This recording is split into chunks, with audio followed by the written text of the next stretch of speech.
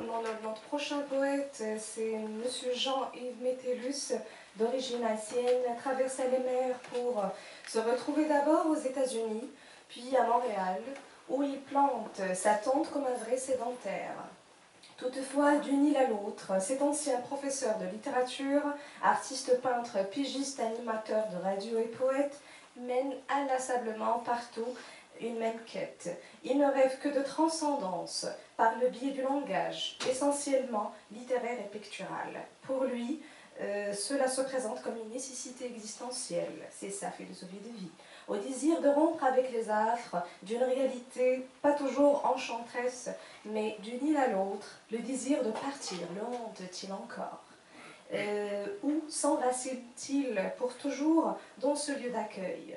Peut-être que les voyages temporaires et l'exploration approfondie du champ de la création qui ouvre aussi vers d'autres lieux suppléera à ce désir de partir, d'explorer des terres et des mers. Monsieur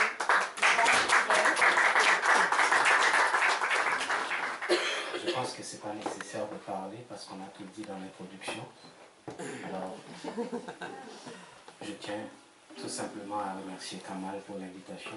C'est toujours un plaisir de participer aux activités de Pascal. C'est Krekem, c'est mon dégaine gauche, folie potée. Chaque fois les temps marées. Les soirs, moi, je me souviens d'un sommeil sans profondeur, toujours n'ayez dernier soif, moi. Il y a des zones dans mes mémoire, fil à rien en poussière, fait joue pas pour l'angélis. Chaque fois, l'homme est fâché à grand. C'est dans le qu'aime, l'orage condé.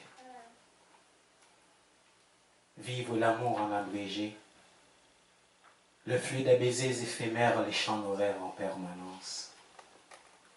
Et sous le linceul de la nuit, nos corps tristement liés. Je m'embrouille Cassandre. Une multitude d'êtres me hante, me viole, me possède. Tantôt le fond de la cuvette, le flux des vieilles chimères. Sinon le glas de l'anathème, l'opacité des miroirs, je vis ma vie en alternance et le remords à pleine jatte. Chaque pore en moi est une alerte. Dois-je te compter mes grandes crevasses, mes ébrichure et mes absences? Te dire l'éparpillement de mon être aux quatre coins de l'univers afin que tu comprennes, que tu parviennes à me construire en recollant mes petits morceaux. Me voir en grand massif de pierre, ultime gardien de tes secrets. Sinon, croisant sur l'horizon, la verticale est soupçonnée de créer homme parmi les hommes. Et si dans le sillage de moi-même tes doutes renaissent en écriture, les prendrais-tu à bras le corps comme les enfants que tu n'as pas eus? Le silence s'aboute au mur, monte au seuil de l'interdit pour s'écraser sur le sol, terne et livide. Cassandre erre dans les nuées, guettant des âmes immortelles. Mais qu'importe la pesanteur en contrepoids à ses rêveries. C'est son vertige que je cautionne.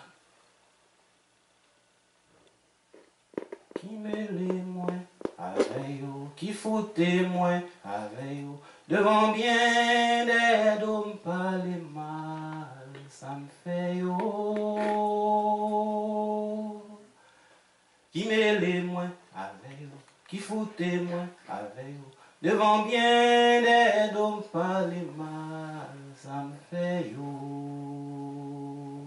Mon yo haïssent moi, yo vle dévorer moi, yo vle déchirer moi, marrer en moi yo. Agoé, agoé, agoé, agoé. Agoé, agoé, agoé, agoé. Le vers qui réjouit l'homme de la périphérie ne révèle pas toujours l'âme du poète, qui tremble d'effroi dans les jupons de l'aube, s'étalant sur ses rêves éternels, tel un linceul. Des vies entières ne suffiraient aux avatars de la mémoire, germant sans cesse sous ses paupières, pour dire ses intentions de s'évaporer secrètement dans les limbes. Il habite toutefois ce pays de neige et se soustrait volontiers à l'effervescence de lèvres, s'en trouvant ambiguement à la limite de l'inconfort. Il ne désespère que de lui-même, se tend cette main invisible, témoin unique d'une guerre souterraine qu'il ne sait porter à l'oreille du phrasé.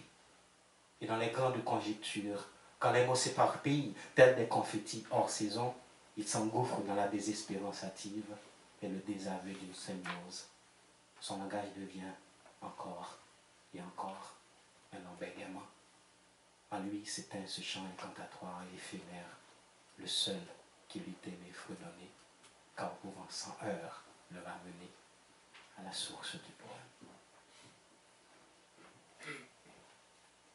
Les blanches allées, est-ce encore ce long trajet d'errance qu'ébute l'insomnie dans les vergers lointains, telle semence de désir, d'impossibles transes qui d'ennui au frimas des jours dessinent tes seins.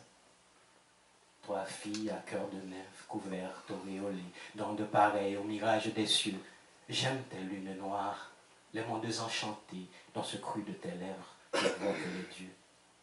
Et sous couvert de tes cils, la stèle des aïeux, quand de verts paysages de couleurs infinies, là paissent sans cesse des chevaux d'insomnie et des moutons d'aube bêlant si peureux. Mais, dire tes lèvres nues, ces pays d'en haut, toute la folie qui nous interpelle, vivant à y accorder un baiser flagrant délire. Oh, quel doux cachemire porté au souffle du levant. Voici les métamorphoses dans l'état lélé, câlin furtif, chair de braise, jeu d'innocence, chemin multiple au fétal murmure qui danse sur l'horizon. Oui, je prends les blanches allées. Le désir est servile, s'il élève le corps au rang de cathédrale où vitrieux l'amour. Et le rêve tourment, s'il n'est point volute échappé d'incendie sur les ruines éternelles. Il faut sinon toute la métamorphose du jour sur nos langues mortes pour conter une histoire. Je changerai pour toi l'arc-en-ciel du destin, puisque tu es traqué jusque dans tes secrets. La beauté sera jubilation, fermentation du silence. Mais quand j'aurai soif de frissons, c'est dans le noir que tu me trouveras.